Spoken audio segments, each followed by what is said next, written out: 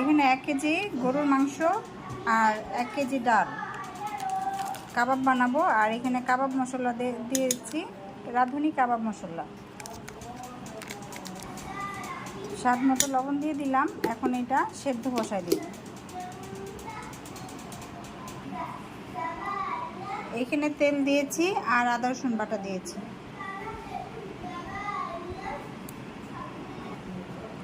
তারপর এখানে পেঁয়াজ দিয়ে দিলাম 2টা, আর এখানে একটু জিরার গুঁড়া দিয়ে দিলাম।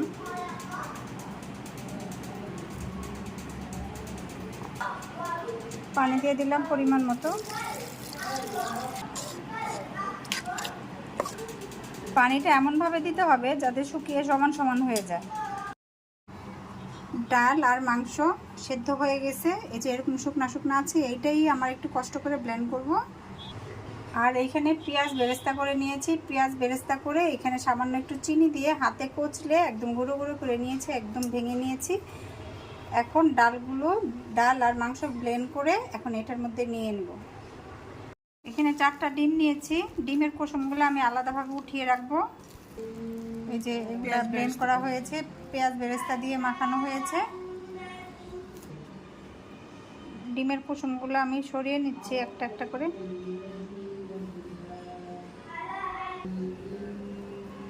এখন এই ডিমের পানিগুলো আমি অল্প অল্প করে দিব, যতটুকু লাগে মিশিয়ে মিশিয়ে। কুসুমগুলো দেওয়া যায়, দিলে পরে ভাজতে গেলে ফেনা উঠে, এই জন্য কুসুমগুলো দিলাম না। এখানে বাকি অংশগুলো দিয়ে দিলাম। এখন এটা ভালোভাবে মিশিয়ে নিব। যে এখানে বানিয়ে নিয়েছি, এগুলো ডিপ করে রাখবো। আর কিছু বড় বড় করে বানিয়েছি বার্গার প্যাটিসের মতো করে। এই যে এগুলো একটু বড় হয়েছে, বার্গারের ভিতর ঢুকিয়ে দিব।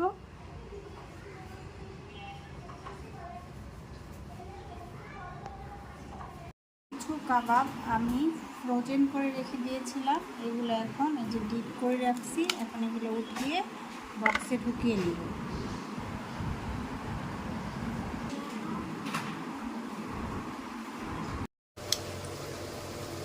এখানে কিছু কাবাব ভেজে নিচ্ছি খাওয়ার জন্য।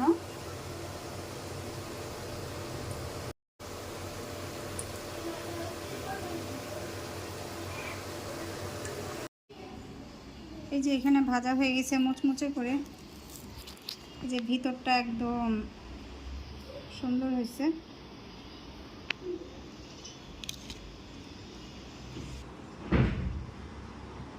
কেমন হয়েছে কমেন্ট করে জানাবেন। আল্লাহ হাফেজ।